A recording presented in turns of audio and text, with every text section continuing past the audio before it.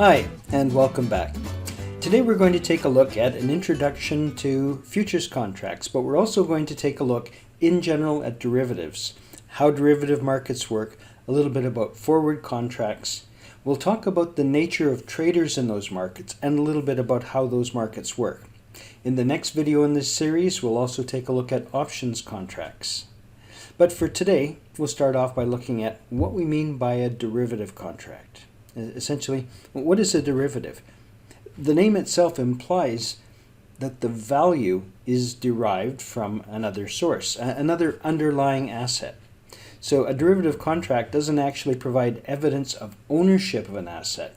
It's just a contract that happens between two individuals or two organizations and sets the price based on a separately traded asset.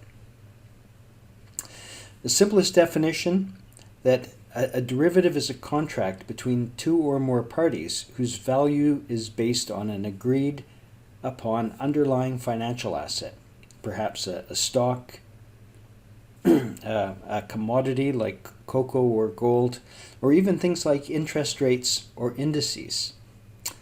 Bonds, commodities, currencies, interest rates, market indexes can all or have all been used as derivative contracts. They are typically traded over the counter and increasingly on organized exchanges. We have some data from the Bank for International Settlements that tells us a little bit more about that. But before we get any further, the ones that we'll be looking at today are forward contracts and futures, which have got an awful lot in common. We'll give you more detail about that in just a moment. In the next video in the series, we'll take a look at options and some of the basics about how they work.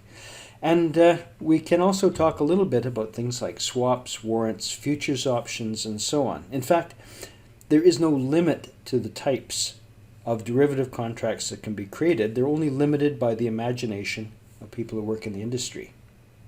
We can see the industry is very substantial. This data from the Bank for International Settlements shows that futures and options contracts that are traded on exchanges represent about $45 trillion in futures contracts, and worldwide about $35 trillion in options contracts.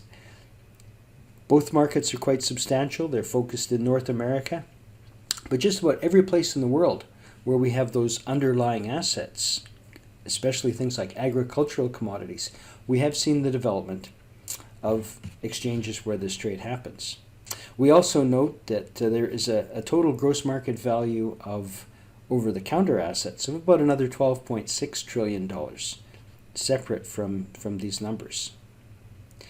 Now, derivatives are often associated with risk. In fact, so they should be, but the purpose of derivatives is not to create additionally risky trading, but to hedge against risk. Now, that's not always the case. We've seen a number of examples where individuals use derivative markets to speculate.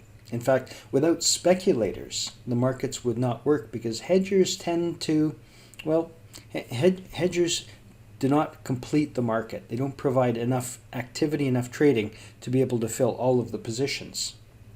There's a fantastic example of how speculating can go wrong.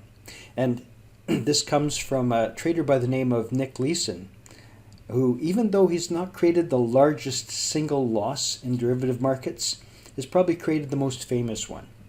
In the early 1990s, Nick Leeson was posted to Barings Bank's Singapore operations. He was responsible for both the trading activities and also the back office or the accounting activity.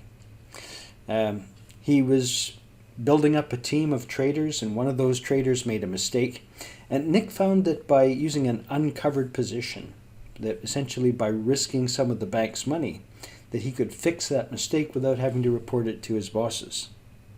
This actually encouraged him to make increasingly risky bets. And over a couple of years' time, he made several large trades that created potentially large loss positions. But every time he managed to catch those mistakes, essentially by doubling down, essentially doubling the size of his bet and riding it out until the position was covered.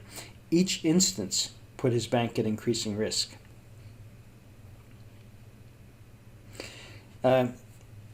Essentially, the point at which Nick Leeson got into real trouble was when he forgot to reconcile the discrepancy of about 500 contracts, and it cost the bank about 1.7 million US dollars.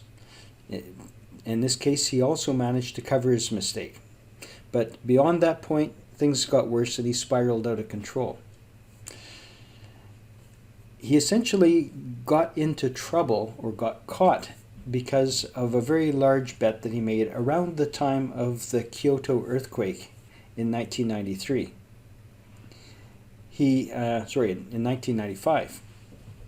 And at that time, he, trying to cover, again, a loss position, used what should have been a relatively safe type of option strategy based on option contracts that were traded on the Nikkei index.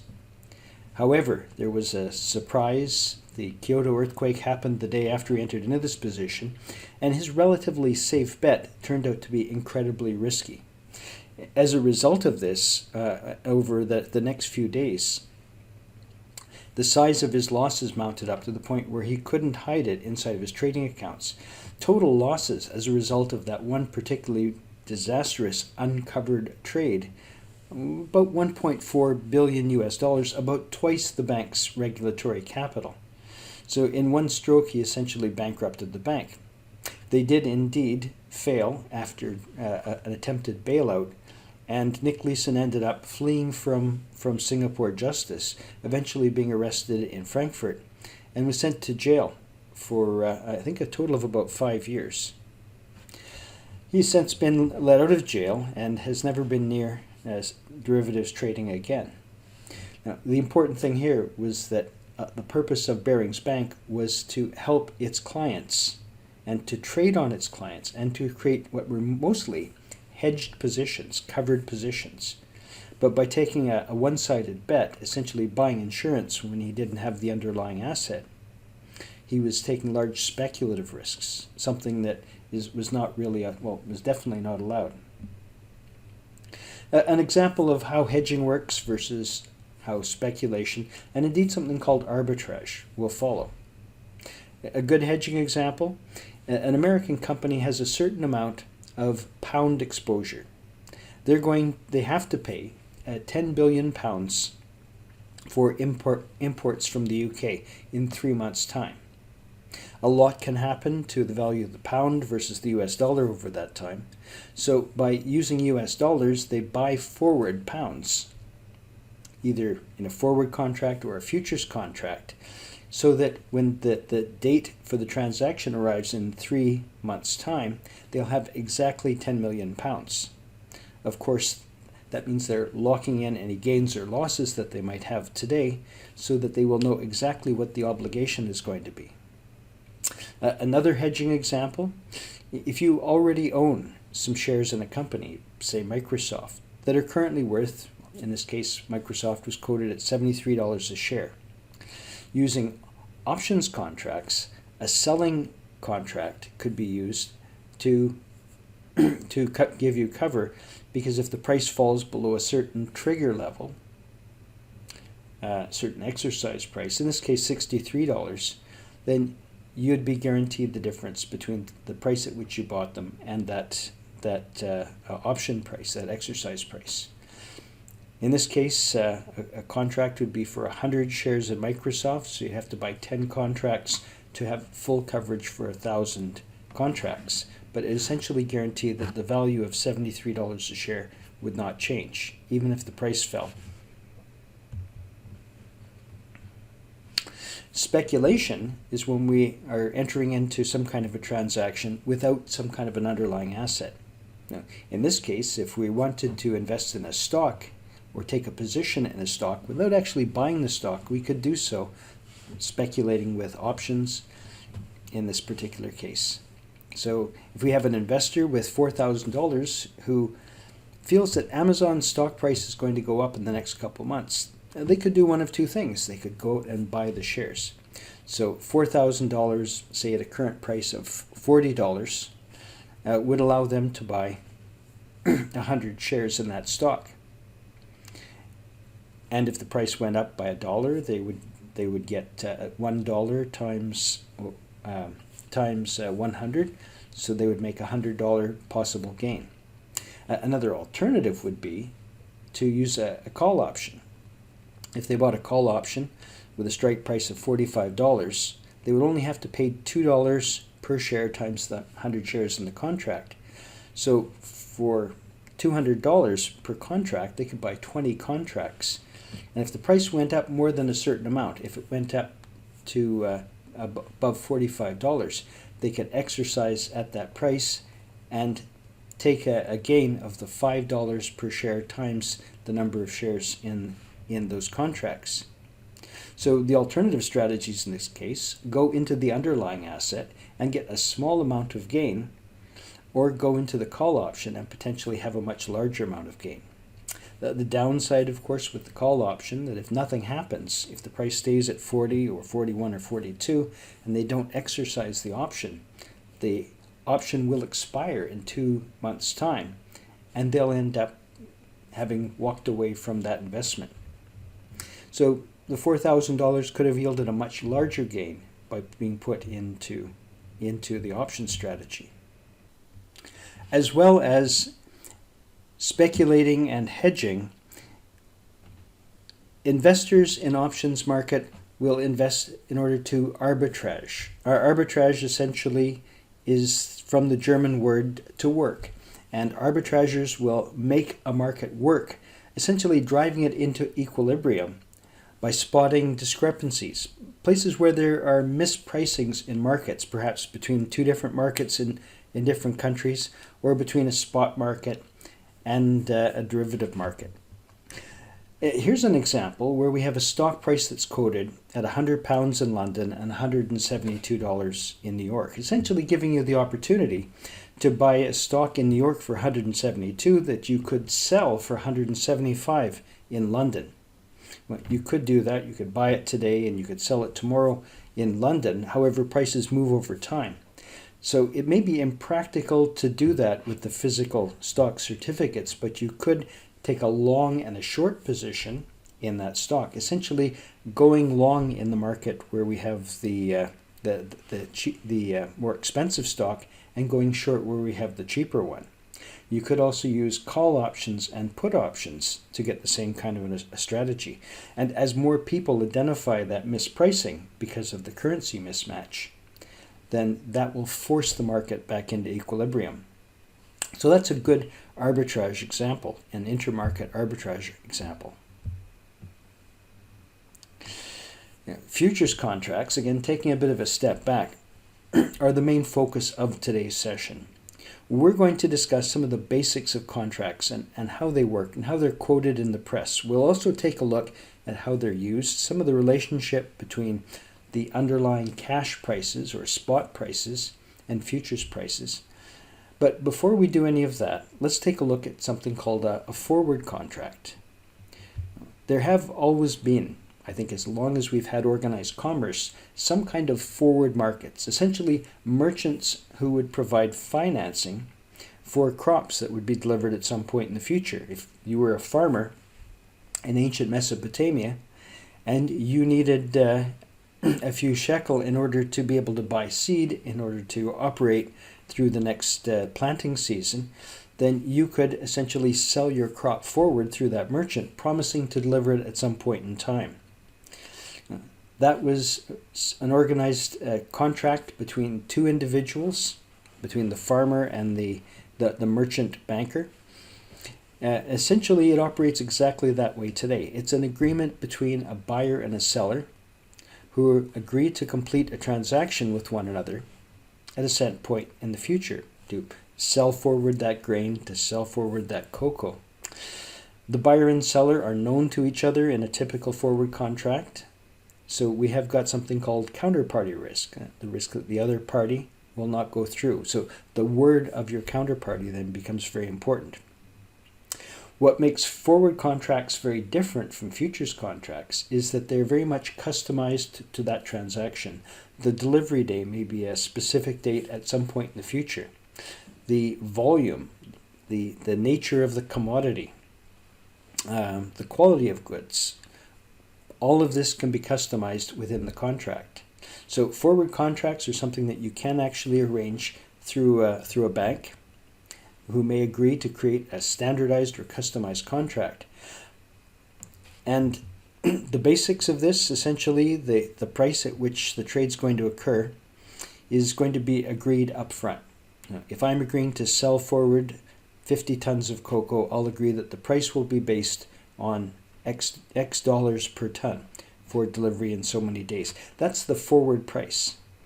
And no cash is actually going to change hands until the contract is completed, but essentially we're establishing what that forward price will be. Clearly this is going to work very well for commodities. It also works very well for things like foreign exchange, where we know that we're going to need 5 million euro to complete a transaction in 3 months' time or 27 days' time, and we can approach a bank in order to set this up.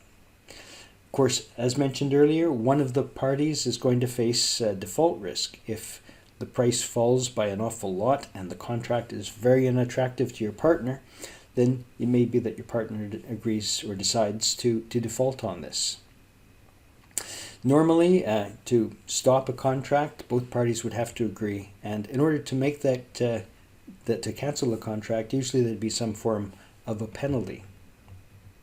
Futures contracts are different from forward contracts because, like forward contracts, they're an agreement made today to create a transaction at some point in the future. But the buyer and seller are separated by an exchange, typically by a commodities exchange. The negotiation that used to occur between individuals now occurs inside of the trading system, either in a physical trading environment like a trading pit, or in an electronic environment using an online system. Unlike a forward contract, the futures contract's terms, the date, the contract size, the contract specification, delivery, trading times, and things like that are actually set by the exchange. Some more of those basics. The price at which the trade is going to occur will be determined in the physical trading environment, the pit, or in the electronic market, and that becomes the futures price. The futures price is essentially reset on a daily basis. They're marked to market, and so the total amount of your gain or loss will be recorded on a day-to-day basis, but not actually incurred until the contract is completed. We do want to know where we stand in the meantime, because the essential trade flow or the cash flow in this type of a transaction is on the basis of margin, similar to the margin that we talked about with stock. Because we've got the counterparty set as the exchange, we don't have the same counterparty risk or default risk. The futures exchange essentially is going to guarantee each trade. To cancel the contract, rather than agree with the counterparty, we essentially enter into an offsetting trade, taking a long position and settling it by taking a corresponding short position. Now, in summary, the difference between those two types of trade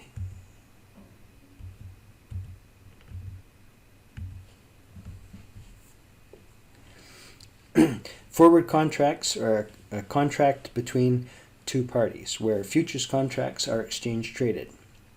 Forward contracts do not have to be standardized. They can be a non-standard contract, where futures contracts are definitely standardized. Settlement is usually with 1 day. Forward futures contracts may take a couple of days to settle. Forward contracts are settled at maturity. Futures contracts can be settled daily. And delivery of the forward contract is either done physically by providing the goods or by cash settlement. Futures contracts seldom are settled. They're usually closed out prior to maturity.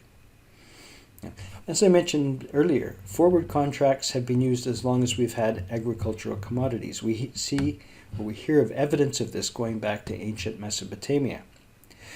Futures contracts have got a very long history as well. In fact, the first modern organized futures exchange is credited as being set up in Osaka as the Dojima Rice Exchange. Essentially, as early as the 18th century,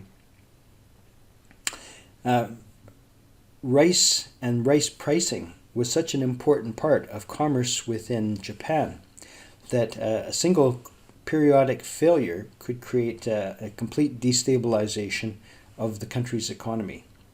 The warlords or the shogun who ran the country essentially saw that their income and their status was based on the amount of rice that was produced within their prefecture, and so by having one particularly bad season, they ended up in a position where the entire economy wouldn't work. To stop this over a period of years, a futures exchange was set up so that there would be less uncertainty in the incomes that were available to those warlords.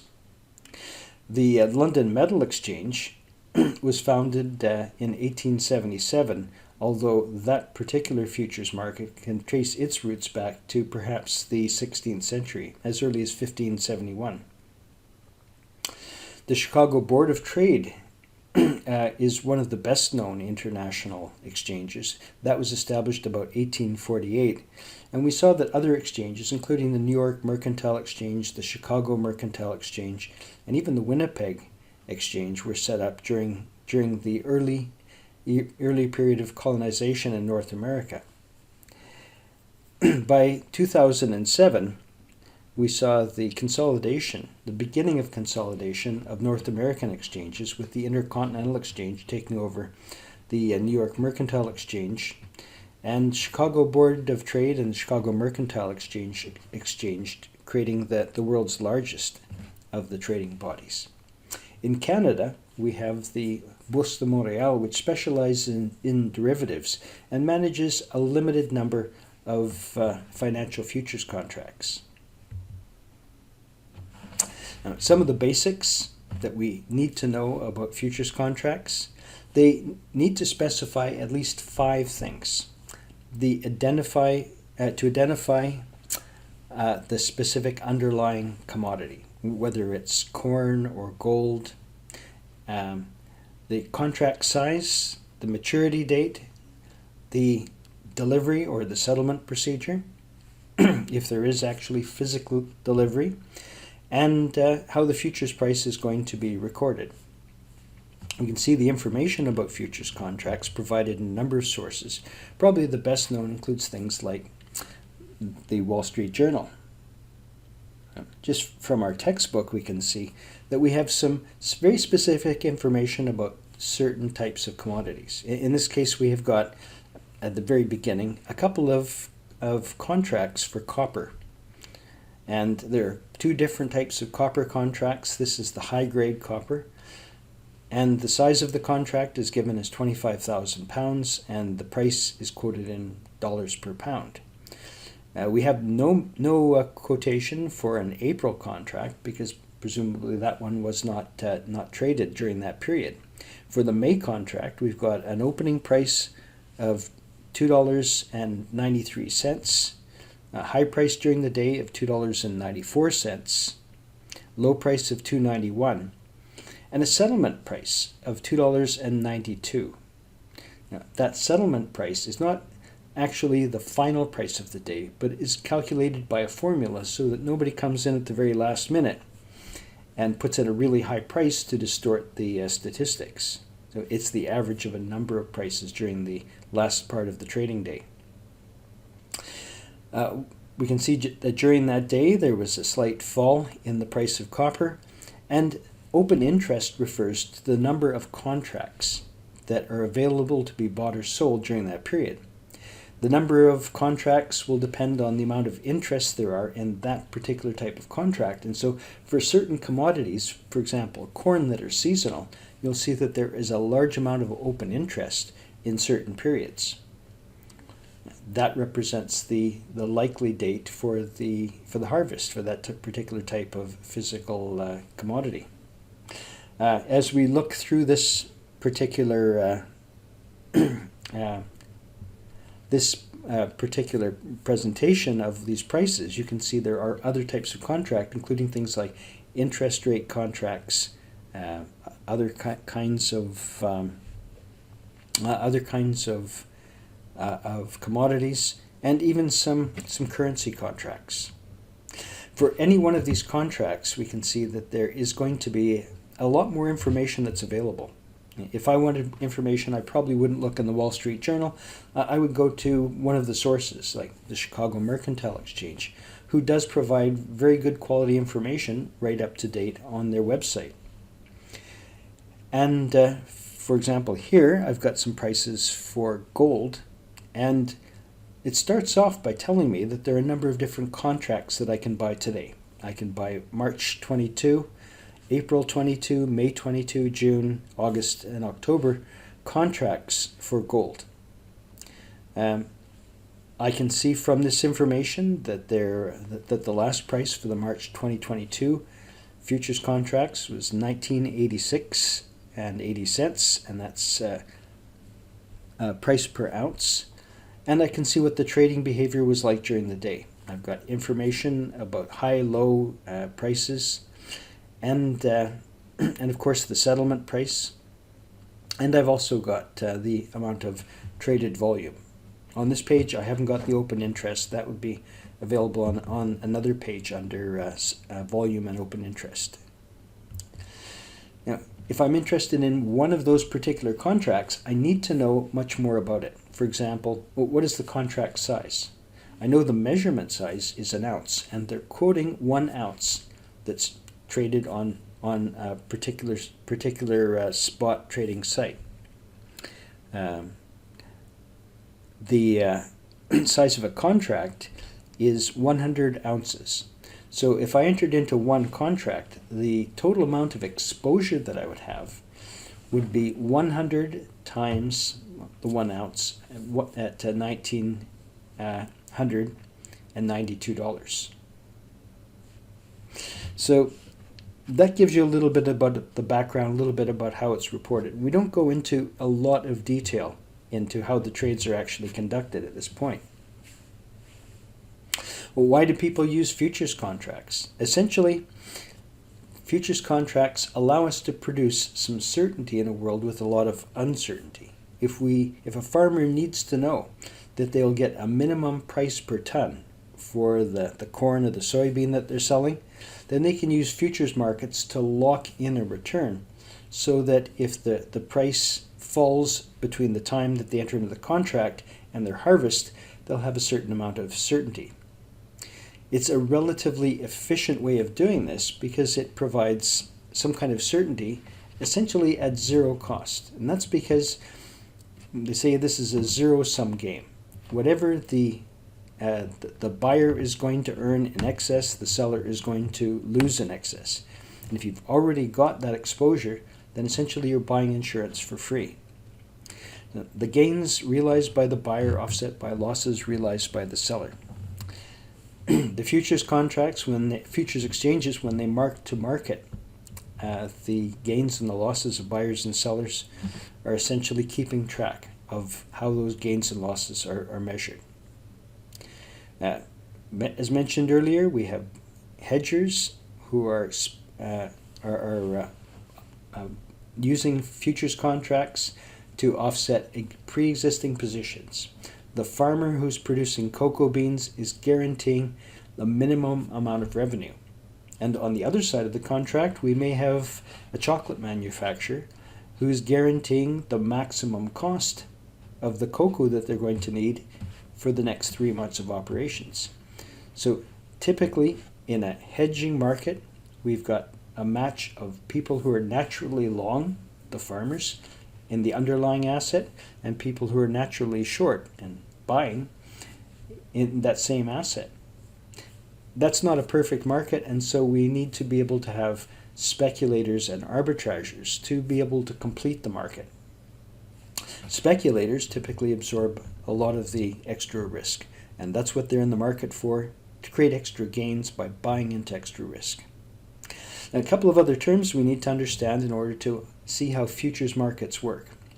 We have cash prices and cash markets. Essentially, cash prices, or the spot price, is the price of the underlying asset traded in a well-functioning market, and that's the price for immediate delivery. So if at this very moment the worldwide price for gold for 1 ounce is $1,992.80, then that's the spot price that's going to change on a minute-to-minute basis between now and certainly between now and the end of that contract. The cash market, or the spot market, is the market in which that underlying asset or underlying commodity trades. So if it's a market for cocoa or a market for gold or a market for a particular stock or even the stock index, that's going to be the cash market. We can get information on some of these markets by taking a look at a variety of these sources, either online or in the financial press, including things like, well, the Wall Street Journal. If I want to find the current price for a particular metal, aluminum or copper or even gold, I can see the quoted price in that particular market. And these would be the markets that are specified. And the uncertainty of the markets, of course, something that we're all very aware of at the moment, is set by what's happening in the world around us. What's happening in nickel prices because of a particular market event that happened or is happening in the London Metal Exchange, and things that are happening in a war in the Ukraine can affect some of the prices that are going to affect all of those underlying assets. Some of the things we perhaps could have anticipated, perhaps it's a seasonality or a particular weakness in a crop, and other things that are more difficult to anticipate, but we need to equally protect ourselves against. A couple of other terms that are very important: basis and spread. Basis is the current cash price minus the futures price. So it's the difference between the spot market, the cash market, and the futures market. The cash price is the one that's quoted for a very specific location. For example, the price of corn at the Kansas hub or the Kansas exchange or at the Chicago hub. They may not necessarily be exactly the same because of things like transportation costs or a certain type of risk. Basis may refer to the difference between the actual spot price and the price of other contracts, either traded at different points in time. So for example, if the quoted price for corn in Chicago is $4.88.5, we know that the price will be 10 basis points higher, say $4.98.5 for May, and for July it may be another 30 points higher. So it may be 528.5. And so the quoted basis in that case would be 10 and 30, the number of points difference. So the spread is the relative difference between today's spot price and the near future contracts. Basis risk is how we describe the risk that occurs because of uncertainty about what the actual price will be when the contract is closed out, because those future events can't be known with certainty. Well, one of the things that makes all markets work, and in particular futures markets, the law of one price. And essentially, the law of one price says that two goods that have exactly the same value in use should have the same price. So if I buy stock from Microsoft that's traded in London and stock that's traded for the same company from Microsoft that's traded in New York, that the price should be exactly the same, accounting for the difference in the currency. And if that isn't the case, then smart traders will jump into the market and buy and sell, use arbitrage in order to make sure that supply and demand, that equilibrium is going to be restored. So we say that anytime a market is perfect, it's complete, well, the law of one price should work.